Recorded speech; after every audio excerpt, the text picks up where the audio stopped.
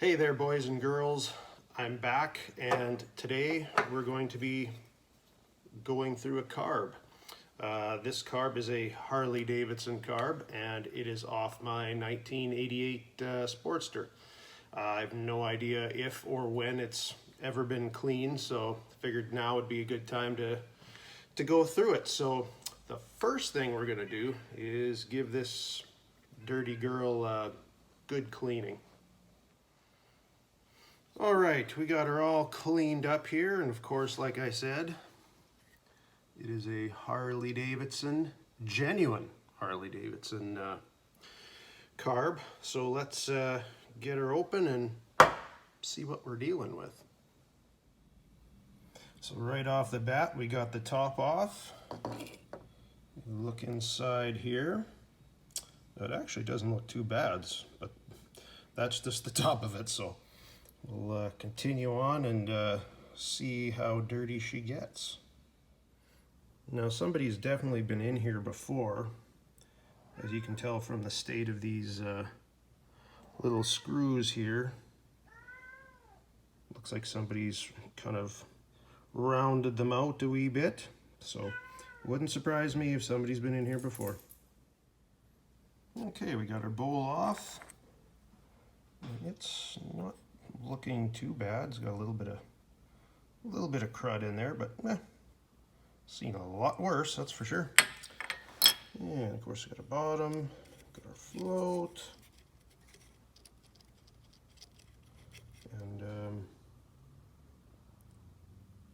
so far so good. But we'll keep going here.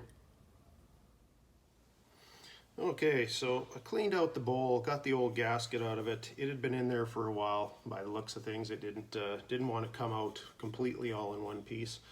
So I'm going to change the gasket in this, obviously, but I'm going to shoot a little bit of cleaner right through there, just to kind of, just in case there's any gunk, anything like that in there.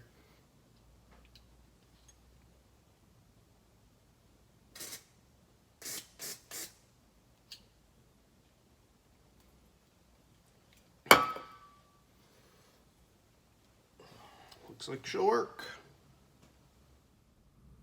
So I've pulled the pin out here, and that pin went right in there, and I was kind of hoping that they would have another one in this kit, but they don't.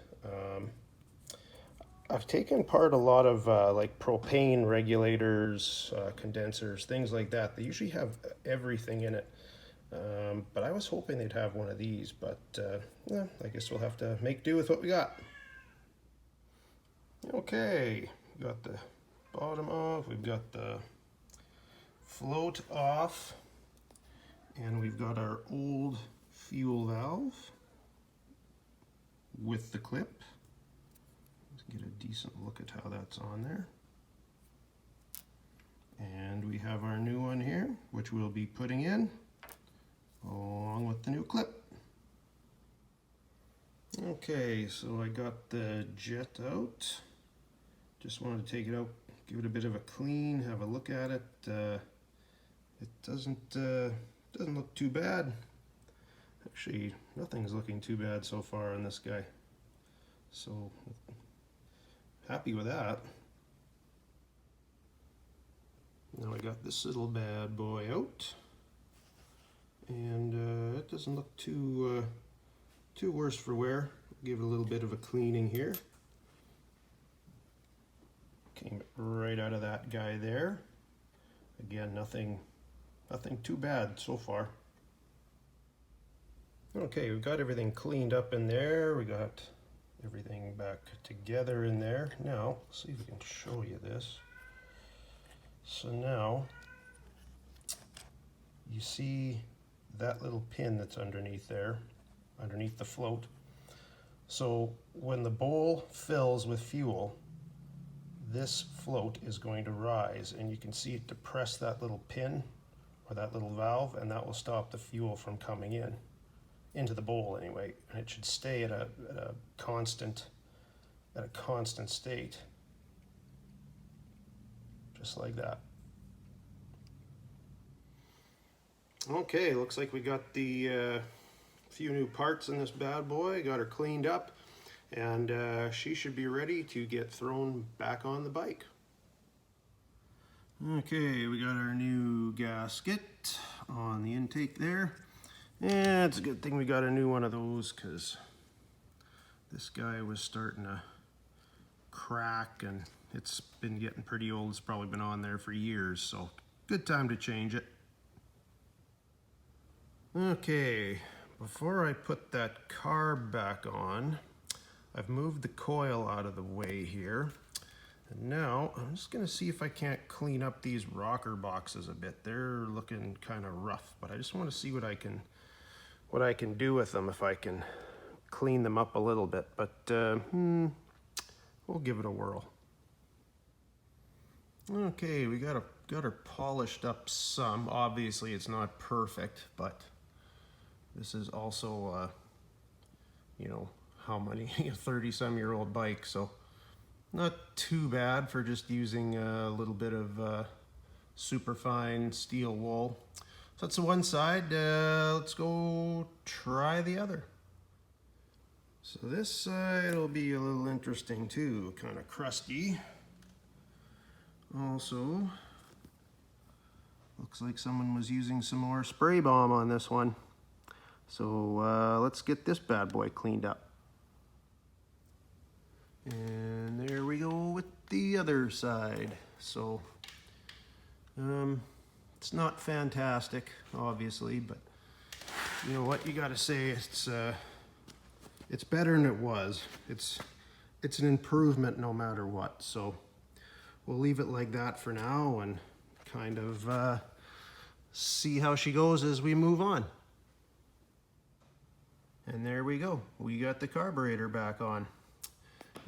Put the coil back there where it was before. Now I'm thinking about getting rid of, well, not the coil, but repositioning it, putting it somewhere else.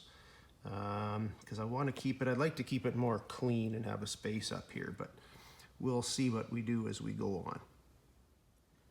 So next thing I want to do is I'm going to deal with the foot pegs. Now I already took the passenger side off and the front off. I want to take off all this here, the master cylinder, because I want to get to this plate, because as you can see, it's broke. And so I've got a snap ring there, and there's a pin right down here. I don't know if we can focus on that at all. Now this pin should have a cotter pin in it to hold it in there, which it does not. So safety first, kids. It's only your brakes, I guess. And there we go. There's our cover off there. We can see where it's broken there. A little dirty in there, but that's to be expected. It's right where the chain is. And there's our sprocket and chain. That's what she looks like behind there.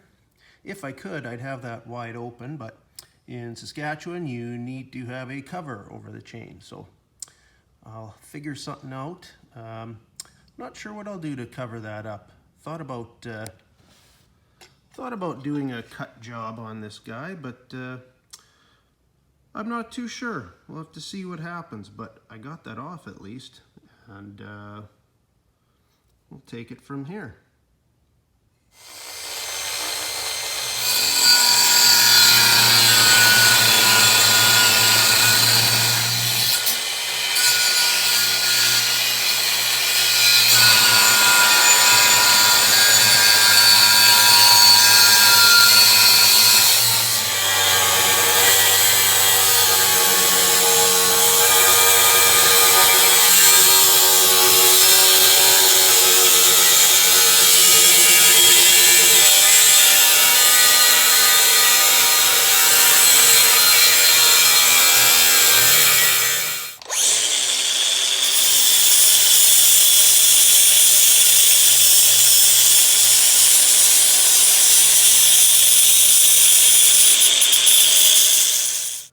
So I just kind of hacked that piece out.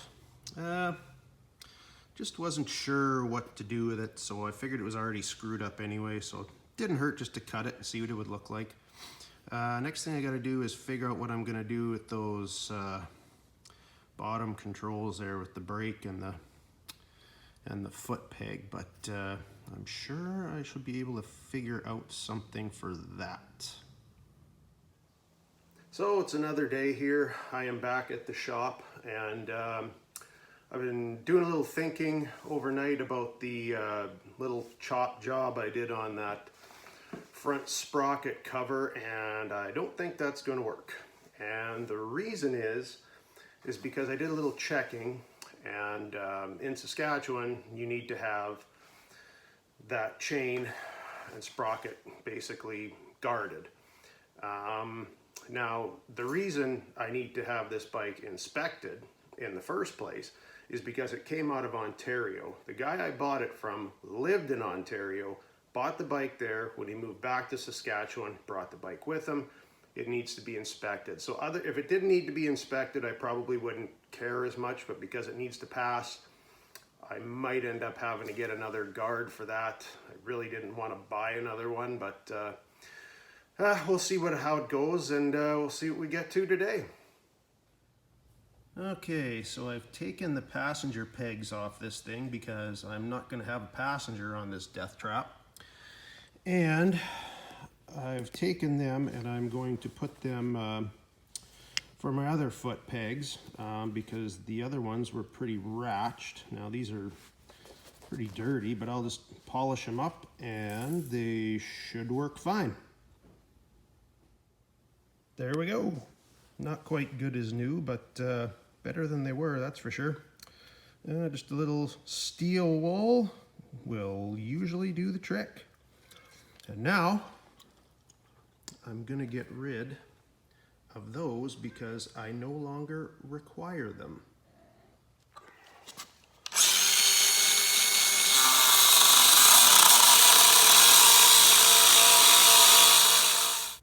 So we ground that down, cut her off, and I'll have to give it a little bit of a touch-up, obviously, later on, but for now, that will do. Next thing we're going to be doing is cleaning up this dirty old chain guard with our old friends, little WD-40 and a little superfine steel wool. There we are. Not too bad in a pinch, I guess it'll do. For steel wool, it does an okay job, actually. Okay guys, that's gonna do it for this video. I have to admit I'm starting to get a little bit frustrated with not having a lot of time to work on this stuff and waiting on parts. So I've been waiting at least a couple weeks for some stuff. I haven't got it in, so I'm just trying to putz around and do what I can. You know, so it's been pretty hectic lately with full-time job, and then trying to find the time to come here for a couple hours on the weekends, and then making videos, editing them, uploading them. I do everything myself. I pay for everything myself, so no one's helping me with this stuff. So it gets pretty hectic, but hopefully things will come along a little bit better coming up here. But anyway, in the meantime, don't forget to like, share, and subscribe.